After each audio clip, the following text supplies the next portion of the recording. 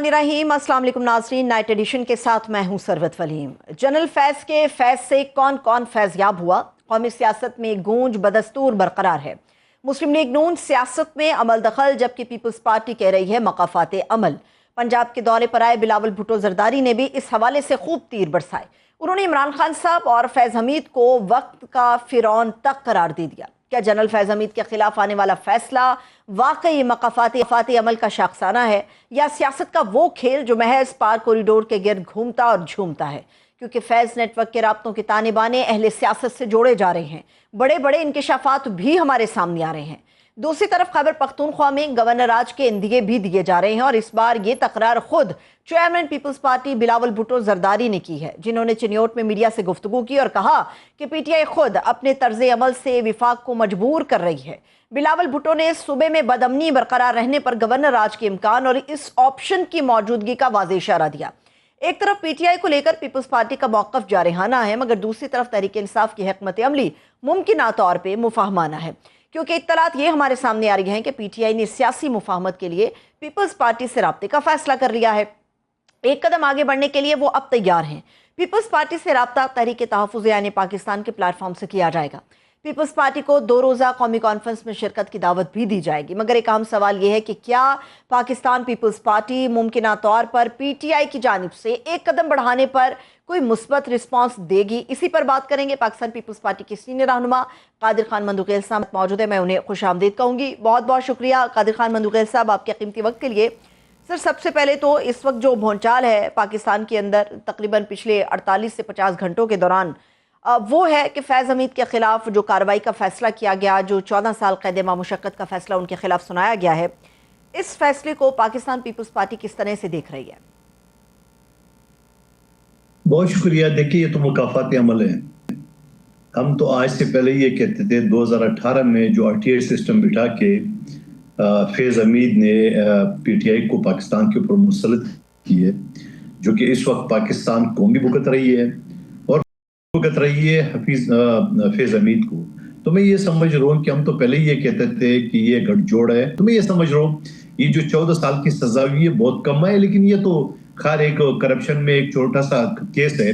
लेकिन असल जो कोर कमांडर हाउस लाहौर पे, कोर कमांडर हाउस बालपुर पे और कोर कमांडर हाउस पिशावर पे जिस तरह हमले की कोशिश की है और शोधा की यादगारों को जला के राख की है, MM आलम जहाज जो MM आलम की जहाज जो सिंबॉलिक जहाज था उसको आग लगाया, हमारे एटमी प्रोग्राम त्यागी के सिंबॉलिक को जो आग लगाया, और फिर से पाकिस्तान का ऐलान किया था PTV पिशावर, उसको आग लगाया। तो हमें तो उस वक्त समझ में आ गया कि ये एंटी पाकिस्तान एक मुहिम है और एक मूवमेंट है। आज अल्हम्दुलिल्लाह ये साबित हो गया और आज फैज़ हमीद को ये सजा हुई है। सही। अभी सर, ये जो आपने इलेक्शन और जीतने के हवाले से चीज़ें हमारे सामने रखी हैं, कि आप सर इस बात की मंदुक़ैल साहब तस्दीक करेंगे कि जब हुकूमत बनाने का वक्त था तो पीपल्स पार्टी ने इमरान खान साहब की पार्टी से रब्ता किया था और उनसे कहा था कि हमारे लोग आपको वोट दे देते हैं, आप अपनी हुकूमत खड़ी कर सकते हैं, अगर तस्दीक कर सके, क्योंकि नून लीग ये बात बार बार कह रही है कि आप लोगों की तरफ से ऑफर बार बार कराई गई थी कि हम वोट देने के लिए तैयार हैं, हुकूमत आप बना लें।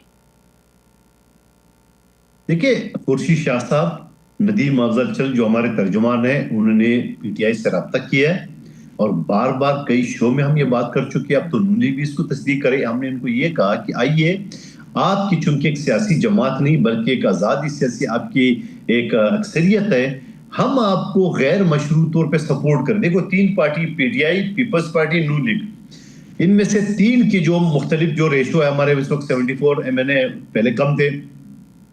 हमने इनको कहा कि हम आपको गैर मशरूत तौर पे सपोर्ट करें। आप मुझे बता दो कि अगर इस वक्त पीटीआई का प्राइम मिनिस्टर होता या खान साहब खुद होता तो ये फॉर्म 45 से 47 की इंक्वायरी नहीं हो सकती थी। क्या मुझे एक बात बता दो कि जो इमरान खान मुख्तलिफ इल्जाम लगा रहे, इलेक्शन कमीशन में भी लगा रहा हूँ, फॉर्म 45 में मेरे साथ इलेक्शन कमीशन ने गद्दारी की है। सुल्तान राजा की सरबराही में इलेक्शन कमीशन ने 3800 पे वोट पे मुखबिर खास मुस्तफा कमाल को फॉर्म 47 के तहत MNA बनाया। मैं 42,000 वोट लेके मैं बैठा हूँ आपके सामने। सवाल ये कि ये सारी चीजें तो सबसे पहले नून लीग को ख्वाजा आसिफ से पूछना चाहिए। और दूसरी बात मैं ये कहना चाह रहा हूँ कि ये सारे जो RTA सिस्टम बिठा के 2018 में इसी गैंगस्टर ने जब पीटीआई को पाकिस्तान पे मुसल्लत की, उसके हिसाब कौन लेगा? बहुत सारे सवाल आते हैं और मैं आपको दावे के साथ कहूंगा, मैंने पहले भी कहा, ये नहीं कि आज फैज हमीद सजा हो चुकी है तो ये बात करो। मैं तो आपको 20 मई 2022 का वाला दे रहा हूं, जब ये कोर कमांडर पिशावर था। इससे ज्यादा ताकतवर पोस्ट क्या हो सकती है? उस वक्त मैंने कहा कि ये बंदा गैंगस्टर है, इसने मुझे रगमाल बना है, इसने मुझे टॉर्चर किए, और मैं सबूत के साथ, और अगर मैं सबूत ना पेश कर सकूं तो मिलिट्री कोड मुझे सजाए मौत है, मैं इसके लिए तैयार हूं।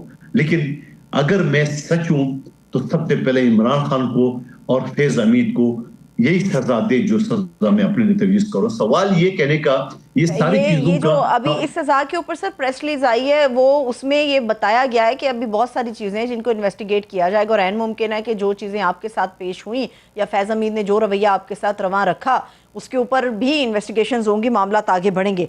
अब जब हम मामला आगे बढ़ाने की बात करते हैं तो पाकिस्तान तहरीक इंसाफ अपना एक पॉजिटिव रिस्पॉन्स जो है या एक गुड जेस्चर जो है वो पीपल्स पार्टी की तरफ कर रही है, शो कर रही है कि हम आपके साथ बैठने के लिए तैयार हैं। आपको इनवाइट भी उन्होंने किया कि 2 रोज़ा कौमी कॉन्फ्रेंस में शिरकत करें। तो पीपल्स पार्टी का रवैया इस वक्त क्या है कि पीटीआई के साथ खड़ा हुआ जाएगा या फिर नहीं?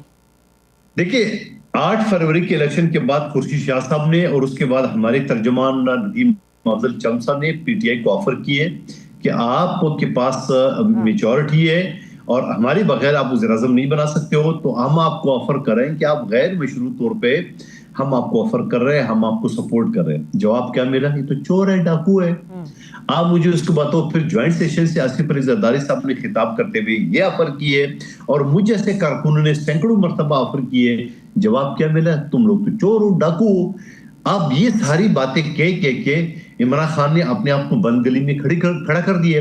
जब खड़ा कर दिए तो ऐसी सूरत हाल में अभी भी आप, मैं दावे के साथ कहता हूं और मुझे पूरा कॉन्फिडेंट है कि पीपल्स पार्टी नून लीग जो अभी इन्होंने 21 और 22 तारीख को जो सेशन बुलाया अपना अपोजिशन जमातों का, मैं ये कहता हूं कि आप नून लीग को भी सब ऑफर कर लें, आ जाए बैठे जो कहना है। लेकिन सवाल ये कि इमरान खान ने सबसे पहले अपने सीनियर लोगों को, जिसमें शाह महमूद कुरैशी चौधरी साहब है और उमर चीमा है और उनके यास्मीन राशिद साहिबा, बहुत सारे लोग, उनको खुडे लाइन लगा दिए। उसके बाद नए जो नए मौलूद वकील है, मैं खुद भी वकील हूँ लेकिन मैं सियासतदान भी हूँ, तो नामौलूद जिसमें इकराम राजा जो जिंदगी भर कभी इलेक्शन का काउंसलर का इलेक्शन लड़ा, उनको जाके पार्टी के ऊपर बिठा दिया, वो भी नाकाम हो गए। उसके बाद जाके पराई पार्टी का यानी महमूद खान अचकज़ई साहब मेरे लिए बड़ा एहतराम का दर्जा रखता है, मैं उनके पूरे खानदान को जाता हूँ। अलामा साहब मेरे लिए बड़े एहतराम के काबिल है। उन लोगों को जाके इख्तियार दी और मैं दावे के साथ कहता हूँ, ये बात भी रिकॉर्ड पर रख लें। और महमूद खान अचकज़ई साहब ने पहले जब ये हालांकि वो अपनी अलहदा से सियासी जमातें रखते हैं, ये जिन सीरान की आपने बातें की है, ये तो बेचारे इस पॉलिटिकल कमेटी का नहीं का हिस्सा भी नहीं बन पाए। देखिए, एक तो ये जो पॉलिटिकल कमेटी बना है, ये वाजे नहीं है कि पॉलिटिकल कमेटी टीटीआईपी का है या पीटीआई का है, ये वाजे अभी तक नहीं है। अगर पीटीआई का है तो महमूद खान साहब और अलामा साहब कैसे उसके मेंबर है। दूसरी बात ये, मैं दावे के साथ करता हूँ महमूद खान अचकज़ई मेरे लिए बड़ा काबिल एहतराम है, मेरा पश्तून लीडर है, उसको इस्तेमाल कर रहे हैं। आपको याद होगा पहले जो टीटीआईपी बनी थी, जब ये अचकज़ई साहब ने ये कहा कि मैं पीपल्स पार्टी नून लीग और जमिया से बात करूं, तो उनको स्टूडियो लाइन कर दिया, साइड पे कर दिया। फिर जब मौलाना फजल रहमान के साथ मुज़ाकरात किए, वहां से बात नहीं बनी, तो जाके फिर महमूद खान अचकज़ई साहब के साथ रब्ता किया। तो मैं ये समझ रहा हूँ कि इनका दोगलापन है। पहले उन्होंने वो अपने लीडरान को इस्तेमाल किए, फिर उकला को इस्तेमाल की, अब दूसरी जमातों को इस्तेमाल करिए, क्योंकि खान साहब जो है ना वो अपने जो है ना, आपको याद होगा पीटीयू में बहुत सारे मेरे उम्र के लोग याद रखेंगे, जब ये क्रिकेट टीम का कैप्टन था उस वक्त ये डिक्टेटर था। आपको गाना याद है पीटीयू में, इमरान इमरान कर बया, ये उस वक्त भी कहते। आज भी वो जेल में बैठे हुए भी शख्स को इतने तकब्बुर है, वो ये चाहता है कि मैं हूं तो सब कुछ है। यानी खुद चंदाना गुलजार ने और वो अफरीदी ने ये कहा, क्या नाम है जो एमएनए है उनका, शरियार अफरीदी, उन्हें ये कहा खान है तो पाकिस्तान है। मैं ये समझ रहा हूँ कि इस शख्स को अभी तक अकल नहीं आई, इस शख्स को अभी तक ये एहसास नहीं है कि मैंने पार्टी को अपने आप को कहां खड़ा कर दिए। पीपल्स पार्टी जमहूरी पार्टी, हमारे दरवाजे हमेशा खुले हैं, कभी सियासी जमातों के दरवाजे बंद होते ही नहीं है, लेकिन ये सियासी हुआ तो बात बिल्कुल ठीक है। लेकिन ये बात आप जो कह रहे हैं, ये बात बजा तौर पे दुरुस्त है, लेकिन कादर मंदुखेल साहब कुछ हमें भी नजर आ रहा है कि पीटीआई ने अपने रवैये को थोड़ा सा नरम किया है, इसलिए वो अपने राब्तों को बहाल करना चाहते हैं। और ये जो था, ये पाकिस्तान के हवाले से तो अब बार बार ये लोग कह रहे हैं, हर जगह पर बैठ के कह रहे हैं कि पाकिस्तान है तो हम सब कुछ हैं और पाकिस्तान से ज़्यादा आगे कोई भी नहीं है। बहुत बहुत शुक्रिया। पाकिस्तान पीपल्स पार्टी के सीनियर हादिर खान मंदुखेल साहब हमारे साथ मौजूद है। एक ब्रेक लेते हैं, आप लोग हमारे साथ।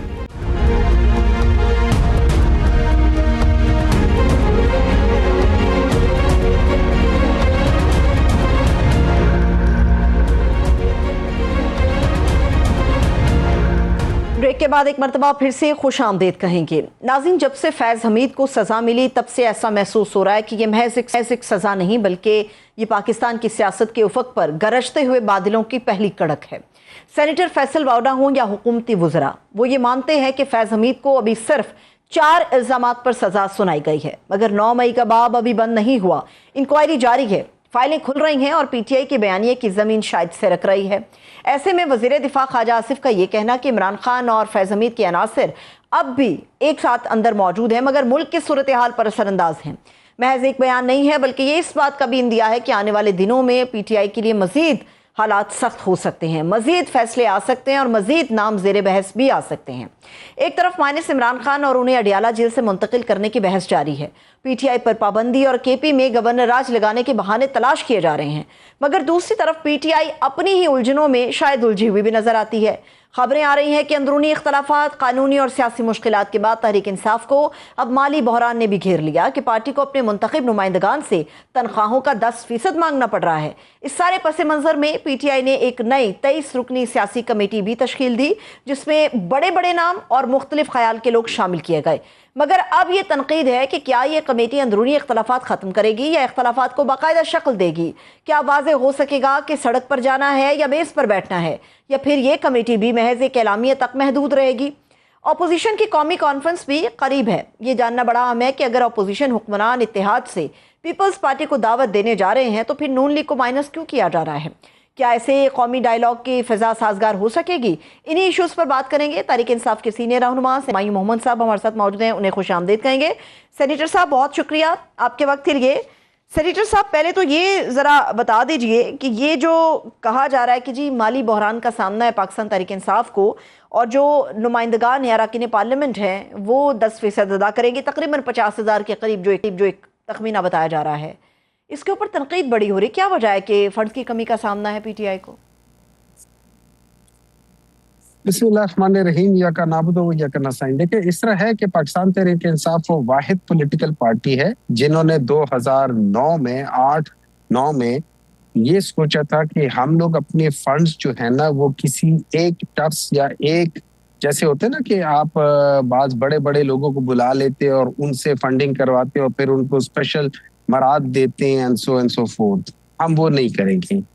तो उसमें 2009 में उन्होंने मुझे इंटरनेशनल चैप्टर्स का सेक्रेटरी बनाया था और मेरा जो मिशन था वो ये था कि मैं ओवरसीज पाकिस्तानीज जो कि पाकिस्तान तहरीक इंसाफ के अंदर इंटरेस्टेड है पॉलिटिकली, हम उनके एक ऑर्गेनाइजेशन बनाएंगे और उनके जो लोग उसमें एक्टिवली पार्टिसिपेट करेंगे या पॉलिटिकली एक्टिव होंगे वो हर एक शख्स सालाना $80 से $90 पाकिस्तान तहरीक इंसाफ को डोनेट करेगा। तो जब मुझे पोजीशन मिली थी तो उस वक्त हमारे पास कोई 1200 से 1500 पूरे पाकिस्तान में मेंबर थे। मैंने 2009 से लेके 2014 तक मैंने कोई 22 से 25 इंट्रा पार्टी ओवरसीज इलेक्शंस करवाए थे और 2014 में चूंकि मैंने एक शख्स को अपॉइंट नहीं किया था जहांगीर तरीन के कहने पे, क्योंकि वो मेरिट के खिलाफ था, तो मुझे डिसॉल्व कर दिया गया था। तो जिस वक्त मुझे डिसॉल्व किया गया था उस वक्त पाकिस्तान तहरीक इंसाफ में 40,000 मेंबर थे जो सालाना $80 से $90 देते थे। अब आप 40,000 को मल्टीप्लाई बाय 80 कर ले तो ये कितने बन जाते हैं? $2 मिलियन बनते थे। 40,000 रसीदें आती थी। ये वो पैसा है जिसके बारे में हम लोग सारे लोग कहते हैं कि ये ओवरसीज फंडिंग वाला केस है। ये वो 40,000 रसीदें हैं, ठीक है। अब आ जाती है बात इस वक्त जो आपको पता है कोई भी पॉलिटिकल पार्टी जो है बगैर फंडिंग के नहीं चल सकती। तो इस वक्त उन्होंने क्या किया हुआ है, इस वक्त अगर जितने भी हमारे जो पार्लियामेंटेरियंस हैं उनको एक तनख्वाह मिलती है, और वो तनख्वाह बेसिकली उनको मिलती है क्योंकि वो इमरान खान के वोट पर आया। अब उसमें बहुत सारे ऐसे लोग हैं, गरीब लोग हैं, छोटे तबके वाले लोग हैं जो पेपर वर्क करते हैं, जो छोटे मोटे काम करते हैं, जिनकी तनख्वाहें हैं, जिनकी नौकरी लगी हुई है। अब उनकी तनख्वाहें देने के लिए, पैसे करने के लिए कुछ तो करना था ना। तो उसमें जिन जिन लोगों को तनख्वाह मिलती है in the name of Pakistan Tehreek Insaf, अगर उन्होंने 50,000 महीने के दे दिए तो केड़ा कमाल कर लिया। जी ठीक है। लेकिन सर इसके ऊपर तो ये भी कहा जा रहा है कि पाकिस्तान तहरीक इंसाफ जैसी मकबूल जमात को फंडिंग का क्या कमी का सामना होगा। बेसिकली ओवरसीज पाकिस्तानियों की तरफ से एक बहुत बड़ी अमाउंट है जो पीटीआई के लिए आती रही है। ये कहा जा रहा है कि जो मौजूदा लीडरशिप है उसको लेके ओवरसीज पाकिस्तानियों में तहफ़्फ़ुज़ात हैं, और ये कोई माली बहरान नहीं है, ये एतबार का बहरान है कि अभी फंडिंग जो है वो कम हो गई है, बहुत कम हो गई है। कि इस वक्त की जो हुकूमत है वो बेसिकली पाकिस्तान तहरीक इंसाफ के खिलाफ है, और ये हर वो हरबा इस्तेमाल करना चाहते हैं जिससे पाकिस्तान तहरीक इंसाफ को नुकसान पहुंचे या उसको खत्म करने की कोशिश करे। चाहे वो true chief justice Pakistan Tehreek इंसाफ के बनने का निशान ले ले, चाहे वो उस इलेक्शन कमीशन के थ्रू के जो पाकिस्तान तहरीक इंसाफ एज अ पॉलिटिकल पार्टी बनने के निशान के बगैर भी रहती है, उसको एज अ पॉलिटिकल पार्टी ना तस्लीम करने की भी वजह कर ले। अब उसके बाद फिर जितने भी ओवरसीज पाकिस्तानी हैं जो भी हैं, उन सब के ऊपर एक बहुत जबरदस्त किस्म की कैंपेन है, और जो पैसा आता है जो उससे आता है उसको कभी वन प्रीटेक्स अदर प्रीटेक्स, जिन जहां से आता है वो चीज उसको उनको पकड़ रहे होते हैं, उनको करते हैं। तो ऑब्वियसली वहां पे एक थोड़ा बहुत खौफ है, थोड़ा बहुत वो है, उसकी वजह से थोड़े से प्रॉब्लम्स आ रहे हैं, but that does not mean कि वो ठीक है बार नहीं है, उन इस गवर्नमेंट के ऊपर बार नहीं है। तो उस वक्त जब देखिए हर फैमिली के अंदर प्रॉब्लम्स आ जाती हैं, और जब ऐसी प्रॉब्लम आती है तो हर एक फिर आगे बढ़ के अपना अपना हिस्सा डालता है। मेरे ख्याल में ये टाइम है कि हम जितने भी पार्लियामेंटेरियन हैं, हम ये देखिए ये जो पैसा है ना, ये बेसिकली वो गरीब लोग हैं जो बेचारे पिछले 15-15, 20-20, 25-25 साल से पाकिस्तान तहरीक इंसाफ के लिए काम कर रहे थे, उनके घर के चूल्हे चलने हैं, वो गरीब लोग हैं, उनमें से कोई मालदार नहीं है, उनमें से कोई वो लोग नहीं है, सारे हैं। अब दो काम हो सकते हैं, या हम उनको फिर बाहर निकाल दें या उनको सपोर्ट कर ले। तो मेरे ख्याल में अगर हम अपने उन भाइयों को सपोर्ट कर लेते तो इसमें कोई बुराई नहीं है, बड़ी अच्छी बात है। इसमें कोई बुराई नहीं है। अब जरा आ जाते हैं सियासत के ऊपर सेनेटर साहब, और उन आफ्टर शॉक्स के ऊपर जो रोजाना हर गुजरते घंटे के अंदर जो है वो हमारे सामने आ रहे हैं, और खास तौर पे इसको पाकिस्तान तहरीक इंसाफ की मदार के इर्द गिर्द जो है ये आफ्टर शॉक्स हमें आते हुए नजर आ रहे हैं। आज सर जो ख्वाजा आसिफ साहब ने एक प्रेस कॉन्फ्रेंस की है, उन्होंने तो सीधा सीधा इमरान खान साहब के ऊपर, जो कि अडयाला जेल में कैद हैं, एक लंबा अरसा उनको हो गया, उनके ऊपर लेबल लगा दिया है कि वो मुल्क दुश्मन है। उन्होंने कहा है कि फिर फैज हमीद हो या इमरान खान साहब हो, ये मुल्क दुश्मन है और इनको अंजाम तक पहुंचाया जाए वरना पाकिस्तान के लिए खैर नहीं होगी। इस प्रेस कॉन्फ्रेंस को और खासतौर पे ये इस लेबल को आप किस तरह से देखते हैं? देखिए मुझे एक बात बताएं, सच सच बात बताएं आप लोग सब लोग, कि जब हम लोग आज को छोड़ देना, हम इससे पहले इन सब लोग के ख्वाजा आसिफ साहब ने बयान दिया था एक टेलीविजन के ऊपर कि अप्रैल 2019 में उनके अल्फाज है, और मैं कोशिश कर रहा हूं कि मैं उसी तरीके से रिपीट लूं, कि जनरल फैज और जनरल बाजवा ने हमें आके कहा था कि हम इमरान खान को हटाना चाहते हैं और आप लोगों को, आपको पहले पंजाब देंगे और फिर ये करेंगे वो करेंगे। ये ख्वाजा आसिफ साहब का था।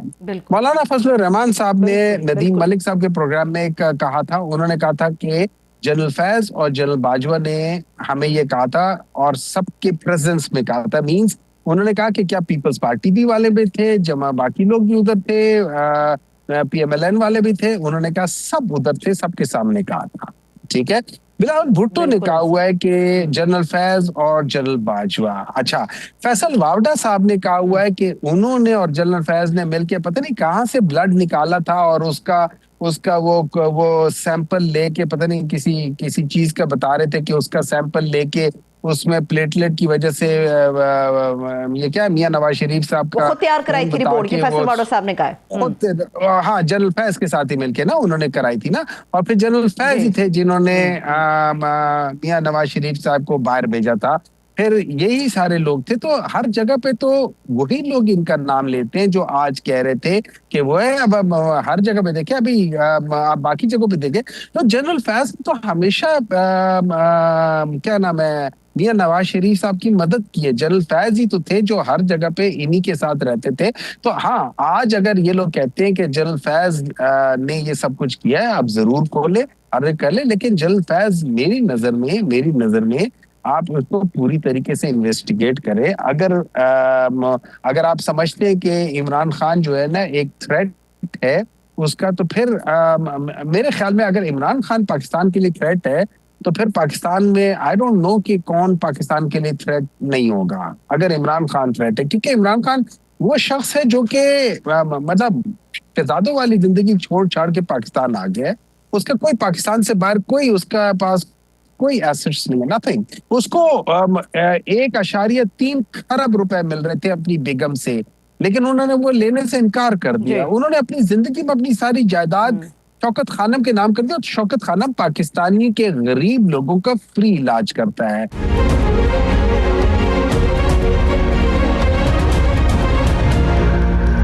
यहाँ पे सर इमरान खान साहब की जो खिदमत है मुल्क के लिए उससे कतई नजर नहीं हो सकते। लेकिन मेरा सवाल सर अगर आप सुन ले साथ ही मैं चाहूंगी कि कैसे थ्रेट हो सकता हूँ एक मुल्क के लिए जिसके लिए मैंने अपनी सारी जिंदगी कुर्बान की है। आप इन 3-4 साल को एक तरफ छोड़ दें और पिछले 60 साल एक तरफ कर दें। क्या मेरे 3 साल 60 साल पे, अच्छा अब उसके बजाय मैं पिछले 40 साल मियां नवाज शरीफ के ले लेता हूँ।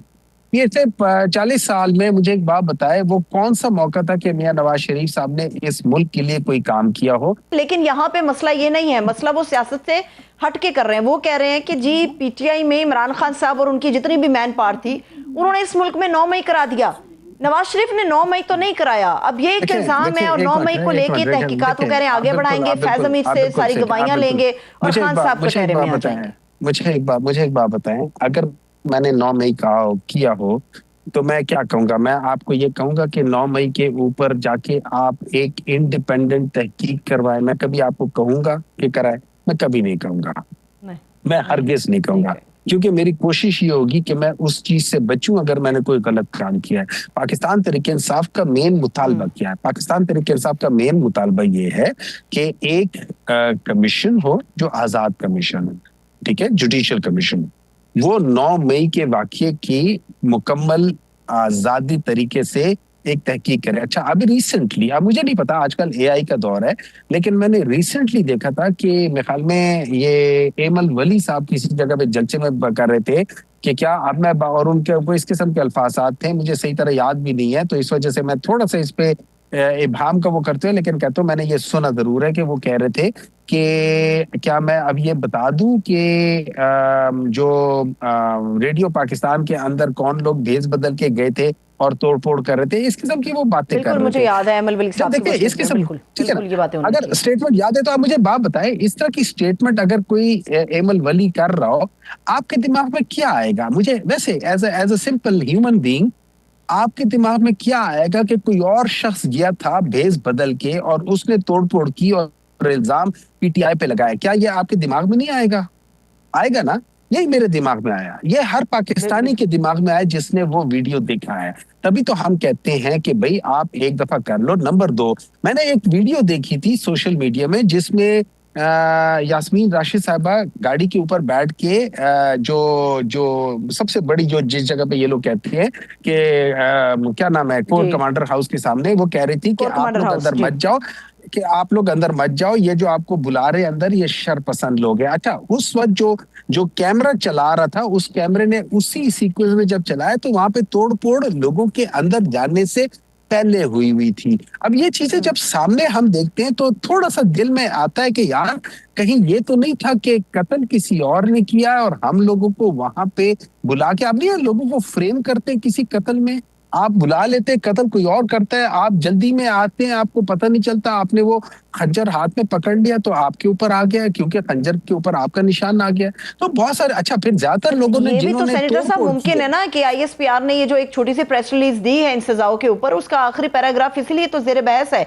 एन मुमकिन है कि 9 मई की तहकीकात का मुतालबा जो पाकिस्तान तहरीक इंसाफ का है, पूरी कौम का है, वो तहकीकात का मुतालबा भी वो पूरा कर लें और उसके ऊपर अमल दरामद भी हो जाए। मसला ये है ना कि गवाही तो सिर्फ फैज़ हमीद की काम आएगी, अब उन्हीं की गवाही के ऊपर तो मामला अभी तक रुका हुआ है। और शेर अफजल मरवत साहब कह रहे हैं उनको तो चांदिस केनाल के एक मुश्तमिल सेफ हाउस में रखा गया है, सारी सहूलियात दी गई हैं, मुमकिन है कोई वादे वईद उनके साथ हुए हों, हो सकता है वो वादा मौत गवाह भी बन जाए। ये मरवत साहब कह रहे हैं।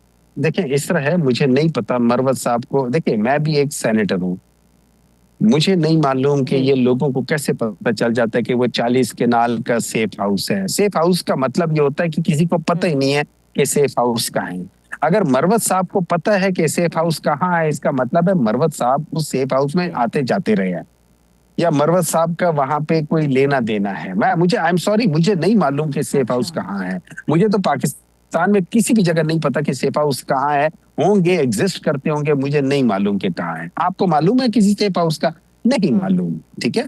तो अब मुझे नहीं पता ये इस तरह के लोग कैसे कह देते हैं, ये क्या कर देते हैं, इससे फिर बहुत सारे सवाल जन्म लेते, दिलों में सवाल हो जाते, वसवसे आ जाते दिमाग में कि यार ये किस किस्म के ये सवाल है, क्या है, क्या ये प्लांटेड है, क्या ये जेन्युइन है, कि क्या चीज है। बहुत सारे दिमाग में इंसान के वसवसे आ जाते हैं, बस अल्लाह ताला उन वसवसों से इंसान को बचा के रखे। लेकिन हैविंग सेड दैट, जाते जाते एक आखिरी सवाल है, एक आखिरी सवाल है सर, आपकी नजर करना चाह रही हूँ।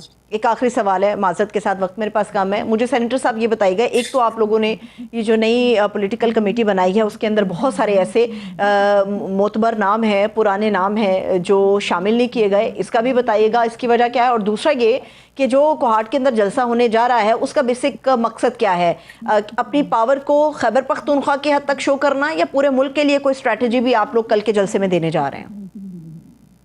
देखिए मुझे उस जो डिटेल्स हैं जलसे के, मुझे उसका नहीं मालूम, लेकिन ये जरूर है कि खैबर पख्तूनख्वा में तो हम इसलिए होगा ताकि बहुत सारी चीजें खैबर पख्तूनख्वा के रेफरेंस से बातें चल रही है, तो उसमें थोड़ा बहुत तो इंसान को बताना होता है ना कि यार ये देखो ये हमारी स्ट्रेंथ है खैबर पख्तूनख्वा में और ये चीज है। तो आप एक छोटा मोटा होता है, जैसे जब कभी दो बॉक्सर्स के दरमियान में लड़ाई होती है तो वो बॉक्सर्स एक दूसरे को जरा वो बताते हैं कि भाई ये देखो ये मेरी स्ट्रेंथ है, ये नहीं है, वो चीजें चलती रहती है, ये छोटी मोटी चीजें ये नहीं है, ठीक है।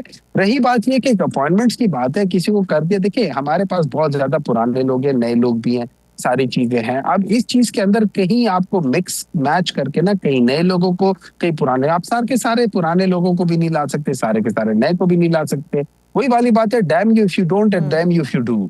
तो आपको बात दफा लोगों को नजरअंदाज करते हुए आप अपनी करनी कर गुजरो, जो होगा देखा जाएगा। सही सही, बहुत बहुत शुक्रिया, बहुत बहुत शुक्रिया। मोहम्मद साहब हमारे साथ मौजूद थे।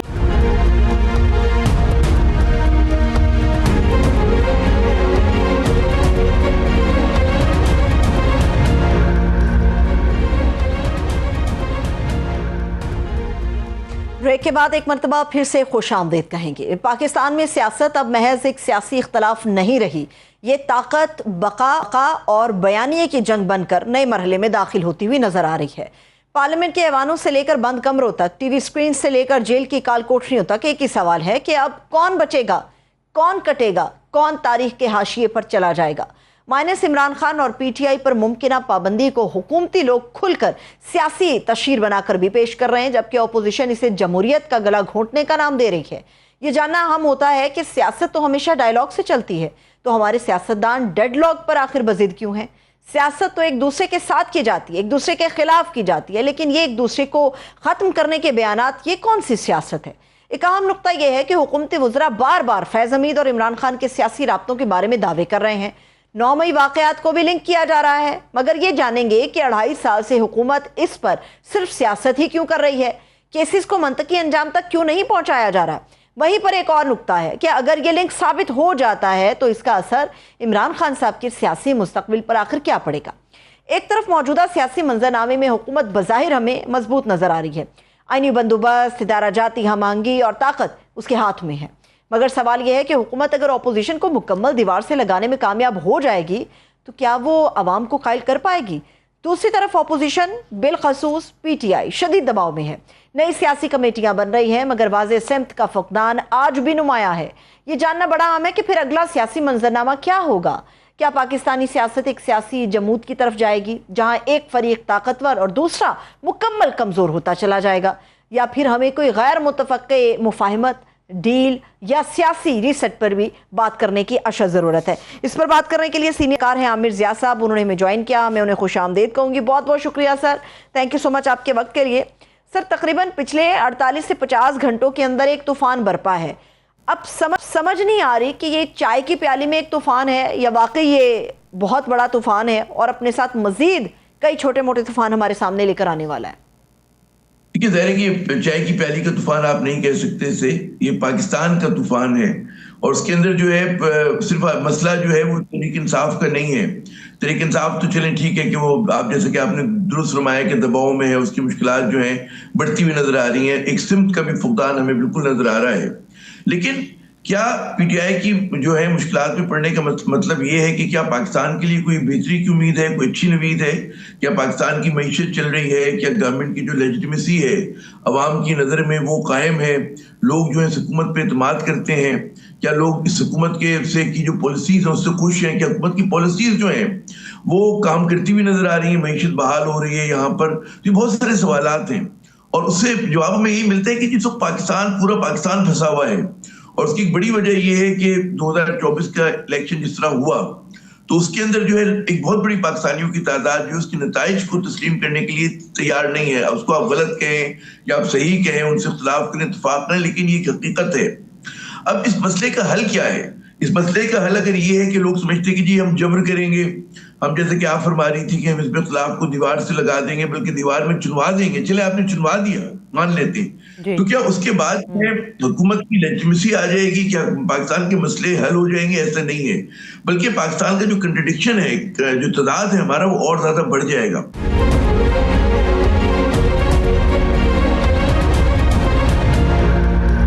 मुझे ये बताइएगा आमिर ज़िया साहब कि अभी ये कहना आपको नहीं लगता कि कबल अज़ वक्त होगा कि 9 मई और उसको लेके जो हुकूमती रहनुमाओं की तरफ से प्रेस कॉन्फ्रेंसेस आ रही हैं, रोज़ाना 3-4 प्रेस कॉन्फ्रेंस तो हमें सुनने में और देखने में आती हैं कि किस तरह से चार्जशीट किया जा रहा है, ख़ास तौर पे इमरान खान को। लेकिन जो ISPR की तरफ से एक मुख्तसर किस्म की प्रेस रिलीज़ हमारे सामने आई है, उसमें ना इमरान खान का जिक्र है, ना PTI का जिक्र है, ना 9 मई के हवाले से बात है। तो हम खुद ही अपने ताने बाने बुनते चले जा रहे हैं बिला किसी जवाब के, या वाकई इसके ऊपर PTI को परेशान होने की जरूरत है कि जो गठजोड़ के ऊपर हुकूमती लोग बातें कर रहे हैं, अगर वो ये साबित हो गया तो PTI के लिए, इमरान खान के लिए रास्ते मुकम्मल तौर पे बंद हो जाएंगे? तुरंत अगर आप तारीख का जायजा लें, पहली बार नहीं कि वजीर और मुशीर जो है इस तरह की जो है प्रेस कॉन्फ्रेंसेस कर रहे हैं। वो किसी को सिक्योरिटी रिस्क करार दे रहे हैं, वो किसी जमात पे पाबंदी की बात कर रहे हैं, किसी के वो कह रहे हैं कि जी बिल्कुल ये मुल्क के लिए खतरनाक है। पहली बार नहीं हुआ। इस मंजिल से बेनज़ीर भुट्टो साहिबा गुजरी थी, इसी मरहले से, इसी रास्ते से नवाज शरीफ साहब गुजरे थे। मुझे याद है जब मुशर्रफ साहब का तैयारा अगवा केस हुआ था तो हम लोगों ने उसको कवर किया था। उस वक्त इतने शिद्दत के साथ जो इल्जामात आज तहरीक इंसाफ और इमरान खान पे लगाए जा रहे हैं, उस जमाने में उनकी जमात पे लगा करते थे। उस वक्त उनकी जमात पूरी एक कहते हैं एकदम, आपको पता है, गायब हो गई थी, मंदिर से गायब हो गई थी। लोग PMLQ में चले गए थे, नवाज शरीफ साहब को चट से जेल भुगत के मुआहिदा करके मुल्क से बाहर चले गए थे। फिर हमने देखा कि वो सिस्टम में वापस आया और उस वक्त जो है बहुत बड़ा जुर्म लगता था कि आर्मी चीफ का तैयारा जो है आप कह रहे हैं कि दुश्मन मुल्क में लैंड कर जाए, ठीक है ना। तो ये पहली बार नहीं हुआ इस मुल्क में। तो इमरान खान के साथ जो हो रहा है, मतलब है, अब कि आपने बिल्कुल सही कहा, मुझे बड़ी अच्छा लगा आपकी बात कि जी हमें क़यास आराई नहीं करनी चाहिए, फ़ौहों पे नहीं जाना चाहिए। सियासतदान जो है वो चीज़ों को तोड़ते मरोड़ते हैं। अब आप यही देखें ना कि ISPR ने जो अपनी कन्विक्शन की, उन्होंने फैज़ हमीद पे गाड़ी रोक दी। उन्होंने कहा फैज़ हमीद जो है वो मुजरिम हो गए हैं और उनका उन्होंने चारों उन पे जो जराइम उनके ऊपर लगे थे, चार्जेस लगे थे, उसके बारे में बता दिया। उसके अलावा कुछ नहीं था। ये और आखिरी पैराग्राफ में कि मजीद तहकीकात होंगी ताकि इनका जो भी पॉलिटिकल इंस्टेबिलिटी लेकर आए उसके बारे में होगा, जिसको विंडो बनाकर सियासतदान इस्तेमाल करें। लेकिन उसी दिन आपके वजीर दिफा कह रहे होते हैं जी बाजवा साहब को भी पकड़े। हालांकि फिर वो हमने सिक्योरिटी जराये से बात की तो ऐसी बात नहीं थी कि मामला बाजवा साहब की तरफ जाएगा, लेकिन एक सियासतदान की ख्वाहिश थी। बाजवा साहब, हालांकि बड़ी हैरत अंगेज बात है कि बाजवा साहब के तो एहसान अजीम है शरीफ फैमिली पे, शरीफ खानदान पे तो उन्होंने बहुत एहसान किए, है ना, लेकिन ये उनको हलाल करना चाहते हैं, नजर आ रहा है आपको। और बहुत सारे लोग हमारे ऐसे हैं कि रिटायर्ड जनरल्स को जब वो तनकीद करते हैं, उनका असल मकसद ये होता है कि उस इदारे को अंडरमाइन किया जाए। जाहिर है कि जब आप उनके जो बिल्कुल टॉप लोगों को करें, मतलब फिर तनकीद बनाए, तो इसका मतलब है कि आप इदारे पे ही इनडायरेक्टली आप हमला कर रहे हैं। ये नहीं कि आज के लोगों पे नहीं कर रहे, लेकिन इदारा तो उससे डैमेज होता है ना। तो that's what they are trying to do. तो मैं ये समझता हूँ कि ये लोग करते रहे, और जो हमें उम्मीद करनी चाहिए कि पाकिस्तान आर्मी या फौज पाकिस्तान जो है वो जो भी करती है वो रियासत के मफाद में, उनके पास थिंक टैंक्स हैं, उनका एनालिसिस होता है, तो कोई ऐसा काम नहीं करेंगे कि जिससे एक बहुत बड़ी पाकिस्तान की तादाद जो है वो नाला हो जाए, वो नाराज हो जाए। ठीक है ना, पहली हमारी बहुत ही तकसीम है ना। मैं इसी ऊपर मुझे नहीं समझ आ रही आमिर साहब, इसको मैं खुशकिस्मती कहूँ बदकिस्मती कहूँ कि फैसल वाडा साहब जब भी आते हैं तो वो जो भी बात करते हैं वो चंद हफ्तों में ही सही, चंद महीनों ही सही, लेकिन वो बात पूरी हो जाती है और एज इट इज़ उसी तरह से हो रही होती जिस तरह से वो किसी भी टीवी चैनल के ऊपर बैठ के बयान करके जाते हैं। अब यहाँ पे मसला ये है कि फैसल वाडा साहब ने तो इस फैसले के बाद ये तक कह दिया है कि फैज़ हमीद तैयार भी हैं, शवाहिद भी हैं, गवाहियाँ भी होंगी, 9 मई के अंदर आप देखेंगे इमरान खान के साथ क्या होगा। लेकिन मेरा एक सवाल है, सवाल ये कि एक शख्स है जो ऑलरेडी मुजरिम साबित हो चुका हुआ है, उसके खिलाफ जो है वो चीज़ें साबित हो चुकी हैं फैज़ हमीद के खिलाफ, एक शख्स जो खुद मुजरिम है, उस मुजरिम की गवाही और शवाहिद कैसे काबिल अमल हो सकते हैं या काबिल कबूल हो सकते हैं किसी भी शख्स के लिए जिसके ऊपर आप उसको कहें कि जी वादा मुआफ गवाह तुम बन जाओगे तो तुम्हारी गवाही और शवाहिद मान लिए जाएंगे, तुम्हारी सज़ा ख़त्म भी हो सकती है या कुछ भी इसके मामले में नरमी बरती जाएगी, तो एक मुजरिम की गवाही कैसे काबिल कबूल हो सकती है? मेरे ख्याल में आपके सवाल में जो है जवाब भी है, मैं इस पे आता हूँ, लेकिन उससे पहले मुझे एक जुमला कहने दीजिए फैसल वाडा साहब के मुतालिक। ये नए शेख रशीद हैं। एक ज़माने में शेख रशीद के बारे में कहा जाता था कि वो जो कहते हैं उनकी पेश गोइयाँ जो है वो पूरी होती हैं। ये एजाज जो था एक ज़माने में पीर साहब ऑफ पगाड़ा जिनका इंतकाल हो गया, उनको भी कहा जाता था कि जी वो पेश गोई जो करते हैं बड़ी उनकी कुर्बतें होती हैं लोगों के साथ ना। तो फैसल वाडा वो बन रहे हैं। और जो मेरी बात है कि इदारा जो है, मतलब ये लोगों की ख्वाहिश हो सकती है कि इमरान खान को दीवार में चुनवा दें, उनको खत्म कर दें, पीटीआई मंदिर से हट जाए, मगर क्या पीटीआई एक पॉलिटिकल फोर्स नहीं है इस मुल्क में? क्या वो ऐसी सियासी जमात नहीं कि कराची तक खैबर उसकी फॉलोइंग है, एक सूबे में वो बरसर इक़्तिदार है, हर लसानी ग्रुप के जो लोग हैं, चाहे वो पंजाब के हों, चाहे सिंध के हों, चाहे बलूचिस्तान के हों, केपी के हों, उनकी फॉलोइंग है। In a true sense it is a national political party. ठीक है ना। पीपल्स पार्टी जो है वो सिंध की पार्टी है इस वक्त ओवरवेलमिंग। नून लीग जो है वो पंजाब की पार्टी है, बल्कि सेंट्रल पंजाब की पार्टी है। तो वाहिद है कि आपकी कौमी सियासी जमात है जो हर जगह पर है और जिसको तमाम लोग जो है फॉलो करते हैं, हर जबान के लोग, हर फिरके के लोग। तो अगर बहुत ज्यादा उसके साथ आप एडवेंचरिज्म करेंगे ना, तो उसके अंदर आप सियासत में वो घाव लगा रहे होंगे, वो तकसीम लगा रहे होंगे कि जो फिर वो भरी नहीं जाएगी। तो वो मेरे ख्याल में हमारे इदारों को भी पता है, उन्हें भी पता है कि सियासतदानों को जो इस वक्त बरसर इक़्तिदार है कि सब तक कुछ करना है, कि सब तक उनको ऑल पावरफुल नहीं बनाया जा सकता। तो मेरे ख्याल में फैसल वाडा की आई डोंट नो उनको कहा गया होगा, उनको कहा ही जाता है ना जो इस तरह की वो बातें करते हैं आके, कि उन्होंने पता नहीं कहाँ से इशारा लिया। बहुत सारी चीजें टेस्ट बलून होती हैं, वो डराया जाता है, धमकाया जाता है ताकि वो लोग अंडर प्रेशर आकर पीटीआई जो है वो कोई डील कर ले। ठीक है ना, इमरान खान जो है वो टूट जाए, उनसे कोई किसी तरह की गुफ्तगू हो सके। तो ये टैक्टिक्स होती हैं। लेकिन मैं समझता हूँ जैसे आपने कहा कि फैज हमीद साहब के ऊपर हो गया, उनकी कन्विक्शन हो गई है, हो सकता है उसके ताने बाने और भी जगहों पे जाएं, लेकिन अभी फैज हमीद को भी अपील का हक है और जो नए लोग इसमें मुलविस होंगे उनको भी अपील का हक होगा। बेशक अदालतें आपने बहुत वो की हुई, लेकिन दुनिया देख रही है कि आप कर सकते हैं। उधम जो है एक हद तक मचाया जा सकता है। जब आप बहुत ज्यादा लिमिट्स क्रॉस कर देंगे तो फिर मेरे ख्याल में इतना आसान नहीं होता है चीजों को करना। बेहतर ये होता है कि नकारे खल्क को जो है आप आवाजें खुदा समझें और आप जरा सा मतलब है ये इंश्योर करने की कोशिश करें कि अगले इंतखाबात जो हो इस मुल्क में मुनसिफाना और ईमानदारी से हों, तमाम पॉलिटिकल प्लेयर्स को जो है इजाजत हो उसके अंदर आने की। जी आमिर साहब, इस वक्त एक और चीज़ भी बड़ी काबिल गौर है कि जितना एक जारहाना मौक़िफ़ मुस्लिम लीग नून के रहनुमाओं का इस फैज़ हमीद फैसले को लेकर इमरान खान के खिलाफ हमें नज़र आ रहा है, पाकिस्तान पीपल्स पार्टी का उस हद तक जारहाना हमें रवैया नज़र नहीं आ रहा। आज जो ख्वाजा आसिफ साहब ने प्रेस कॉन्फ्रेंस के अंदर एक जुमला कहा, वो अब बाकायदा शायद सुर्खियों में आ रहा है। उन्होंने कहा कि जी आज भी कुछ साजिशी अनासर हैं जो इमरान खान को दोबारा से इख्तिदार में लाने की कोशिश कर रहे हैं। एक तरफ गवर्नर राज है, पार्टी टूट फूट का शिकार है, बहुत सारे लोग छोड़ के चले गए, बहुत सारे लोगों के लिए मुश्किलात हैं, माली तौर पे बहरान आ गया है, फंडिंग के लिए आपस में एक दूसरे से अपीलें कर रहे हैं कि पैसा दो, भी पार्टी चलानी है। तो बिला जवाज़ या गैर मुतवक्के तो ये जुमला नहीं है। आपको क्या लगता है किन की ओर इशारा कर रहे हैं और इसीलिए चुन चुन के टारगेट कर रहे हैं, ताने दे रहे हैं कि किसी भी तरह इमरान खान से जो है वो पत्ता साफ होना चाहिए। उनको तो आज बाकायदा मुल्क दुश्मन कह दिया ख्वाजा आसिफ साहब ने।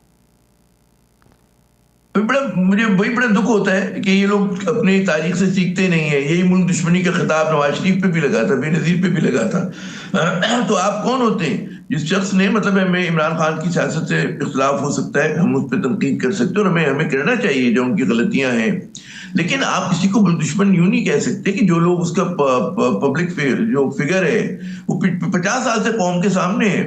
उसने बतौर क्रिकेटर, बतौर एक समाजी कारकुन इस मुल्क के लिए अच्छा ही किया है। बतौर सियासतदान ठीक है मुतनाज़ा हो गया, लेकिन उसका एक वो था कि उसने कम से कम ये शऊर दिया कि इस मुल्क में डायनेस्टिक पॉलिटिक्स, दो सियासी जमातें जो बार बार आती रही इक़्तिदार में, वो किस तरह से फेल हो रही हैं, किस तरह से वो डिलीवर नहीं कर रही हैं, तो उसका एक फॉलोइंग है। आप कहते रहे उसको कि वो गद्दार है, लेकिन मेरे ख्याल में आम लोग तो नहीं माने, और जो उसके फॉलोअर्स हैं, और अगर आपने कुछ खुदा ना खास्ता कुछ कर दिया तो उसका एक रद्द-ए-अमल होगा, और फिर आप उस चीज पे लेकर आएंगे कि कल को जो आप यहाँ पे कर रहे हैं वो कल को, क्योंकि सियासत हमेशा आप शेर के ऊपर सवार नहीं रह सकते, कभी उतरते भी हैं आप। तो जब आप उतरेंगे तो फिर आपके साथ क्या होगा, क्योंकि आपने वो तमाम मिसालें कायम कर दी हैं, आप लोग सेट किए हैं। तो ये इनको सोचना चाहिए कि जो है साबिक वज़ीर-ए-आज़म को और जो वज़रा हैं और मुशीर उनको इस्तिस्ना नहीं मिला है, उनकी तो अकाउंटेबिलिटी होगी।